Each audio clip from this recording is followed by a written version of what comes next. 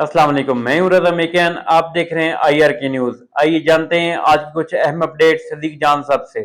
अब से चंद घंटे पहले एहसन इकबाल साहब जो कि वसीम बदामी साहब के प्रोग्राम में ARY न्यूज़ पर, और उस प्रोग्राम के दौरान एक नाखुशगवार वाक़या पेश आया। और नाखुशगवार वाक़या जो पेश आया, पहले मैं आपको दो वीडियोस दिखाता हूं, उसके बाद बात करते हैं, क्योंकि ये इस वक्त सोशल मीडिया पे एक बहुत ज़्यादा बहस हो रही है कि ये मामला क्या है और सोशल मीडिया क्या कह रहा है, उस पर भी बात करते हैं। पहले ये पहला क्लिप देखिए जिसमें जब लाइव थे एहसन इकबाल साहब तो क्या हुआ। उनके पार्लिमानी ग्रुप को तीसरा बयान देते हैं, तो इस तरह तो शायद ये नहीं चल सकता। सर वही तो कह रहा हूँ, वो भी तो आप पर तनकीद करते हैं कि गवर्नमेंट का भी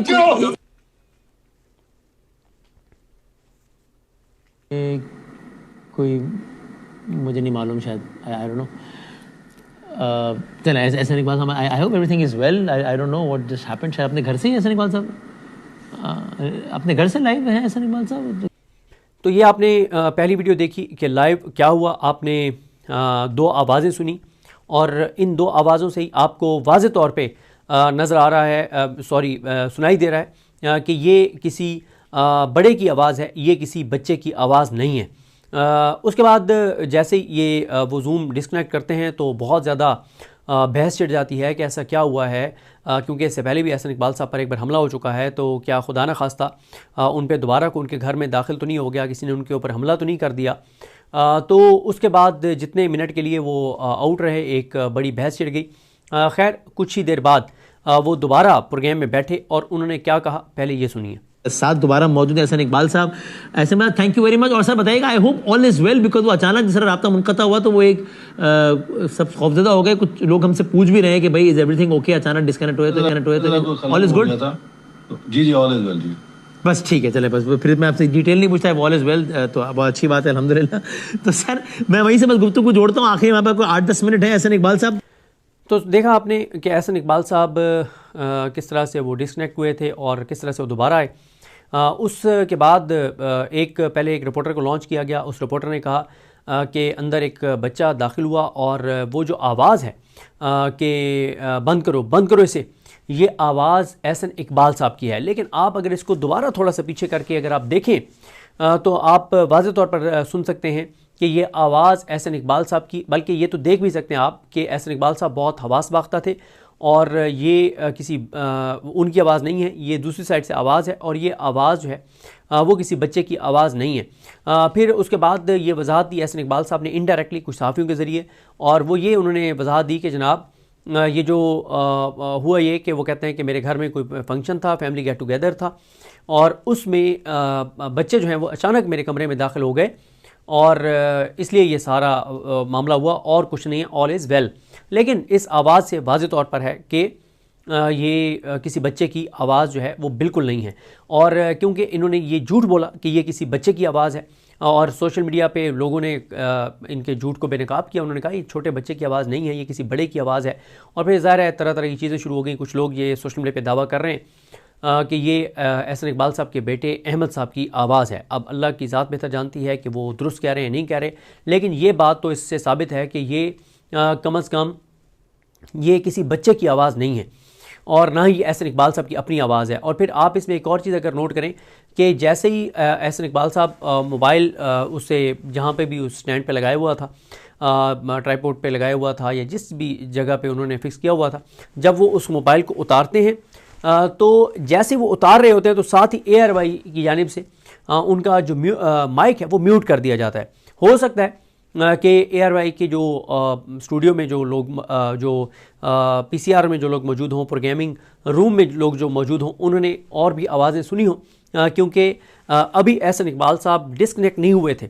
अभी उन्होंने जूम को साइन आउट नहीं किया था, अभी उन्होंने कॉल लीव नहीं की थी कि उस दौरान ही जो है वो ARY ने उनका माइक जो है वो म्यूट कर दिया। तो अब उनका जो वो थे जो उनका कंट्रोल रूम है जहाँ से प्रोग्राम एग्जीक्यूट हो रहा था, तो उन्होंने तो ज़रूर आवाज़ जो है वो सुनी होगी कि और कौन सी आवाज़ें आई हैं, क्या आवाज़ें आई हैं। लेकिन ज़ाहिर है जब वो उस कॉल से निकल गए और उसको डिस्कनेक्ट कर दिया, फिर तो उनको भी नहीं पता होगा कि क्या हुआ।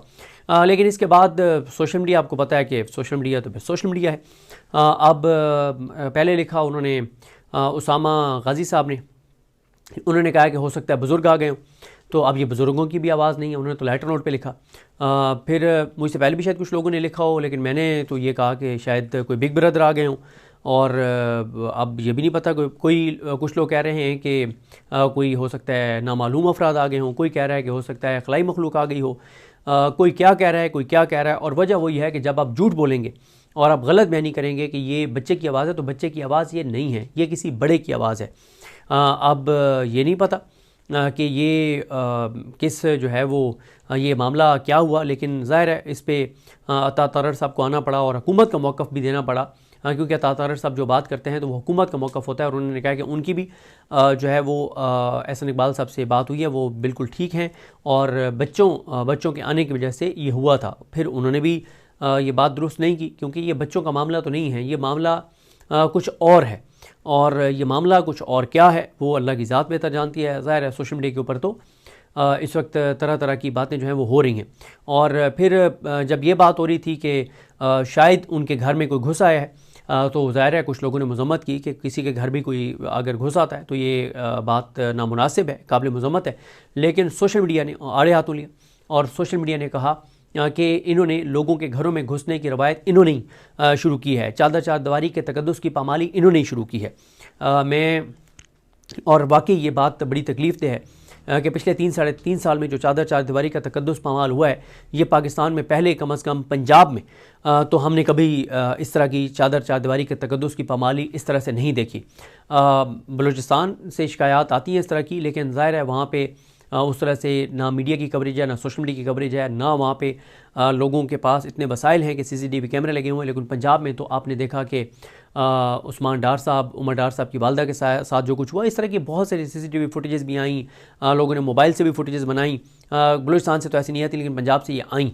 और इसलिए मैंने आपको लास्ट वीडियो में जिक्र किया था ना कि कल जब मैं TV देख रहा था और उसके ऊपर मैं वजाहत कर दूँ, लोग नीचे मुझे गालियाँ ना देने लग जाएं कि तुम अब भी TV देखते हो, तो वो मैंने पिछली वीडियो में एक्सप्लेन किया था कि मैं कहीं गया हुआ था, ट्रैवल कर रहा था, तो रास्ते में रुका, तो वहाँ पे मैंने सामने TV चल रहा था जहाँ पे मैंने खाना खाया, तो वहाँ पे मैंने देखा और वो जो उस वक्त बयानात चल रहे थे हुकूमती लोगों के कायद-ए-आज़म मोहम्मद अली जिन्नाह रहमतुल्लाह अलैह के हवाले से, तो ऐसे थे कि जैसे आज का पाकिस्तान बिल्कुल वही पाकिस्तान है जो कायद-ए-आज़म मोहम्मद अली जिन्नाह जिस तरह का पाकिस्तान बनाना चाहते थे। तो इनको मतलब इनके अंदर थोड़ी सी भी शर्म नहीं है कि आप थोड़ा सा ये समझ लें कि लोग, पाकिस्तान के लोग बाशऊर हो चुके हैं। पाकिस्तान के लोगों को आप धोखा नहीं दे सकते कि आप लोग आपके TV पे बयानात पढ़ के और समझेंगे कि पाकिस्तान जो है ये वही पाकिस्तान है जो कायद-ए-आज़म का पाकिस्तान था। नहीं, आपने तो पाकिस्तान के कायद-ए-आज़म को बर्बाद कर दिया है। क्या कायद-ए-आज़म ने मीडिया के साथ यही हशर करने का कहा था जो इस वक्त पाकिस्तान के अंदर मीडिया के साथ हशर है, जो पाकिस्तान के लोगों के साथ हशर है? क्या कायद-ए-आज़म ने यह कहा था कि मैं एक ऐसा मुल्क बनाना चाहता हूँ जहाँ लोग जिसको 2 तिहाई अक्सरियत दें उसको उठा के जेल में डाल दो, उसकी बीवी को जेल में डाल दो, उसके भांजे को जेल में डाल दो, उसकी बहनों के ऊपर हमले करो, और जिनको अवाम ने मुस्तरद कर दियो, 17 सीटें दी, उन 17 सीटर पार्टी को इक़्तिदार पर मुसल्लत कर दो? क्या कायद-ए-आज़म ऐसा पाकिस्तान चाहते थे? क्या कायद-ए-आज़म ऐसा पाकिस्तान चाहते थे कि जो आवाज़ उठे उस आवाज़ को बंद करवा दो, जो यहाँ पे सोहराब बरकत के साथ हो रहा है, जो यहाँ पे आगा शेख सरवर के साथ हुआ है, जो राय गुलाम अली के साथ हुआ है? तो नाज़रीन, ये थी आज की अहम अपडेट्स जो आपने जानी सदीक जान की ज़बानी। इसी के साथ अपने मेज़बान रज़ा मेकिन को इजाज़त दीजिए। अल्लाह हाफ़िज़।